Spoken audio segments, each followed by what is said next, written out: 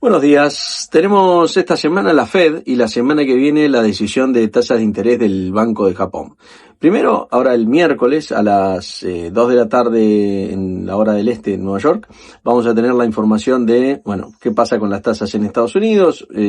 Hoy están en 4%, se espera que se bajen 25 basis y que lleguen a 3.75. Y habrá que ver cuál es la información que nos dé Powell al respecto. Generalmente en la suba de tasas o la baja de tasas, en la decisión de tasas de la FOMC, lo que sucede es, por un lado, muchas veces hay un match entre lo que se espera y lo que se da. Generalmente sucede eso. Ahora el mercado, como sabemos, está estimando por arriba del 80% las probabilidades de que la Fed baje 25 puntos. Con lo cual esto nos dice dos cosas. Por un lado, que hay mucho consenso en que eso puede suceder, con lo cual la jugada, si uno quiere, asimétrica, podría ser tranquilamente operar en contra, siempre que haya una oportunidad, ¿no? En el mercado, no es ponerse en contra por ponerse en contra si hay precios que valen la pena, ¿no? Ponerse en contra realmente. Por supuesto es ir en contra del consenso, eso, pero el pago puede ser interesante dependiendo cómo nos pongamos en contra y con qué estrategias.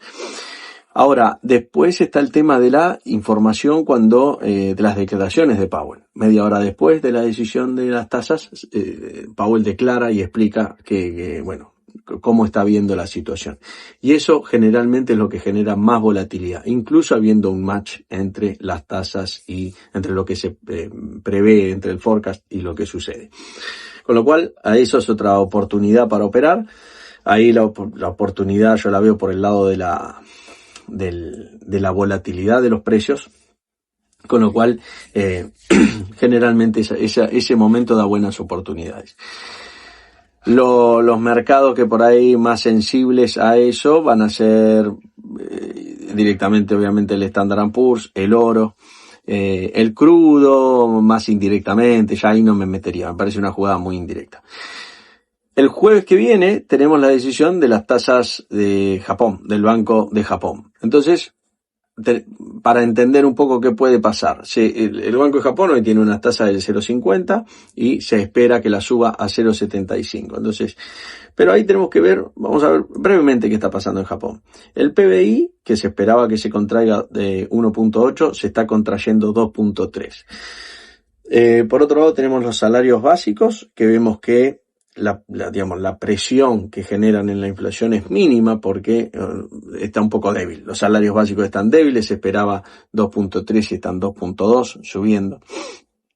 Esta contracción del PBI se debe también a que se esperaba más inversión en bienes de capital y no hubo inversión en este trimestre, o fue negativa. Entonces eso hizo, esta diferencia está explicada por ese lado. Después, ¿qué tenemos? Los préstamos de los bancos se están acelerando rápidamente. Eso tiene sentido porque si vemos los informes de lo que vienen mencionando, ¿por qué el crédito en un país crece? Generalmente uno podría estimar o creer que es porque hay actividad económica y entonces se pide más crédito. Esa es una forma de verlo, una cara de la moneda que se da algunas veces. Pero cuando vos ves eso y después ves que hay contracción en el PBI y que no hay inversiones en bienes de capital, hay que explicar el crédito, el aumento de crédito por otros motivos. Y los motivos por los que se cree o los que se está viendo que se pide crédito es para financiar préstamos existentes y para refinanciaciones y para solventar exposiciones al tipo de cambio y demás de las instituciones financieras. Claro, como el yen se está devaluando, todo requiere más capital en términos de moneda dura. Entonces, en dólares, por ejemplo. Entonces, eso está haciendo que el crédito crezca. No es la mejor noticia para la economía, ¿no? Y después tenemos la tasa de 10 años llegando al 2%, que eso ya lo vimos. Con lo cual el Banco de Japón se encuentra un poco en una encrucijada, porque si sube las tasas puede dañar la economía es esperable que la dañe. Es un país que históricamente tiene el gran fantasma de la deflación y por otro lado, no pueden dejar que el mercado está presionando a que se suban las tasas. Entonces, bueno, ahí yo lo que creo es que vamos a ver históricamente, ¿no? Esto se vio así, el Banco Central de Japón es muy comedido, digamos, no es ningún cowboy que va y pone, ¿no? 2 puntos arriba.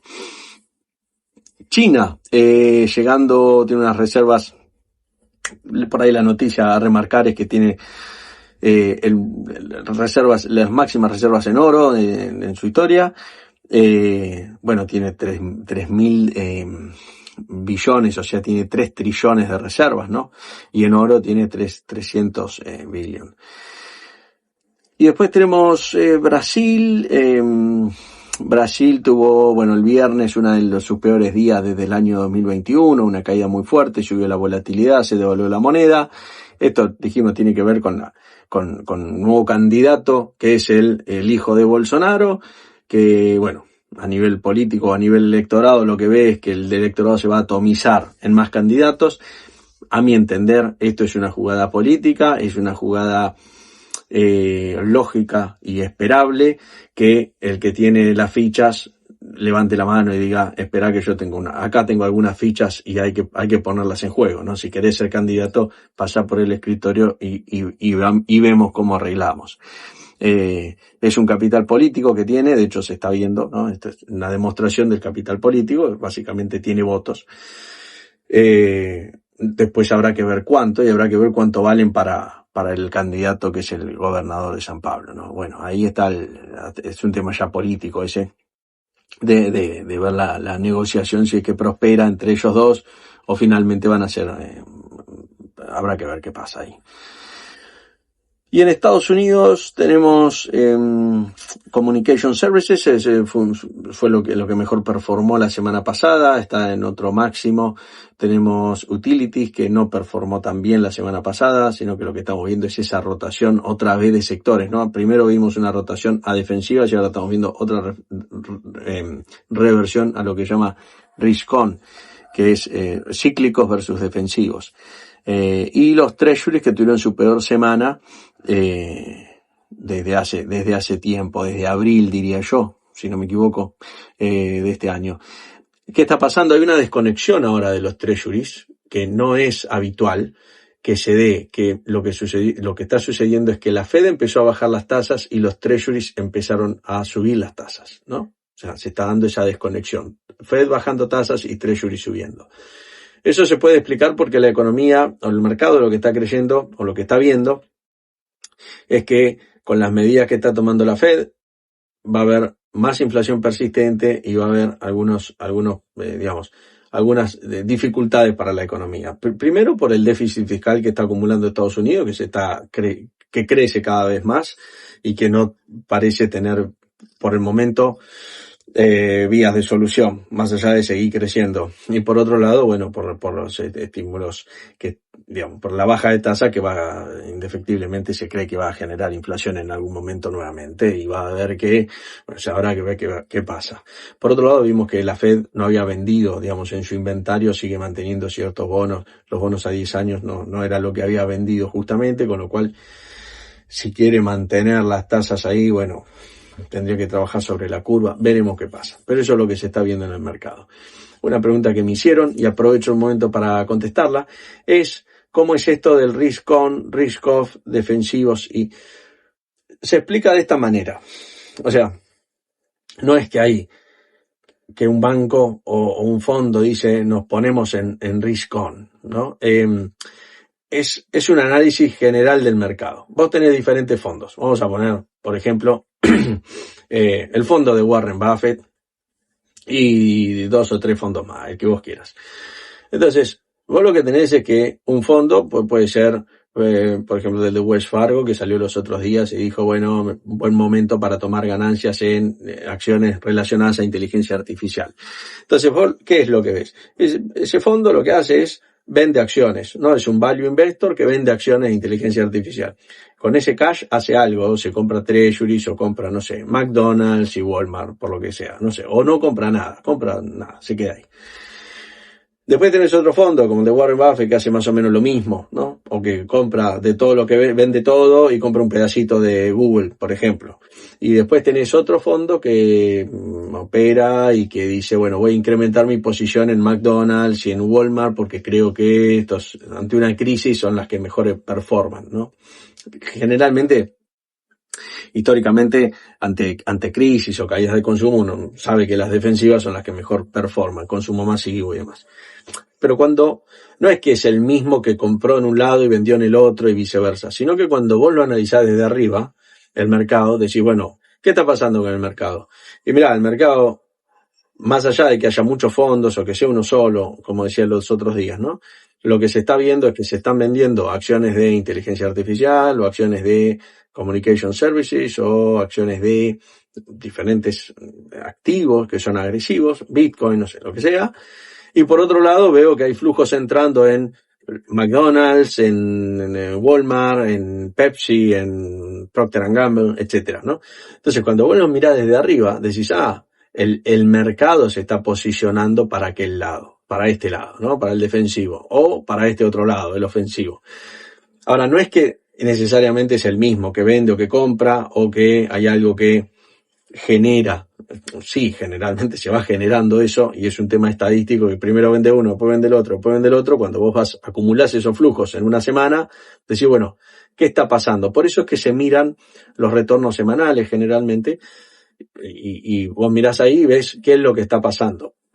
Y a veces hay movimientos que obviamente no son tan coherentes con lo que se viene viendo. Entonces vos por ahí ves que todas las semanas, a veces ves una semana viene pasando algo, 15 días, un mes, después ves unos flujos que se mueven de otra manera porque sí, y después ves que se vuelven a mover de esa manera, no yendo al defensivo.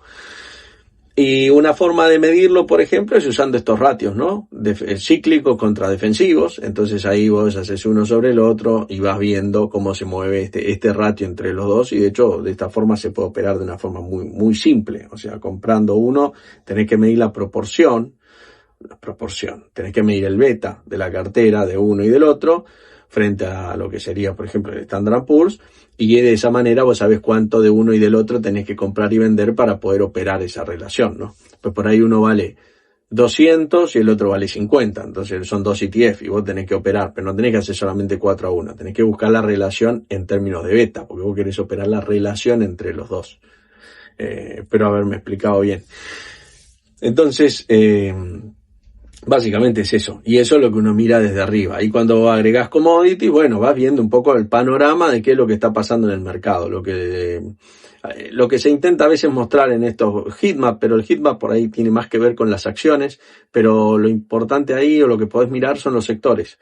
Y de hecho lo tenés en páginas como Finviz, tenés ahí debe haber muchas, pero yo miro ahí, por ejemplo, o bueno, en el bot mío lo miro ahí en el que tenemos en el Discord. Pero cualquiera sirve, es para ver qué está pasando con los sectores y si el mercado está más agresivo o más defensivo. Esto generalmente vos lo primero que ves, lo ves en el precio, lo ves en el volumen de las acciones y los índices. Eso es lo primero que ves. Y después, bueno, esto es información que te da un panorama más completo de por ahí cosas que no estás viendo o que se están escapando, ¿no? Bueno, espero que les haya servido. Nos vemos mañana. To the moon, let me play among the stars, and let me see what spring is like on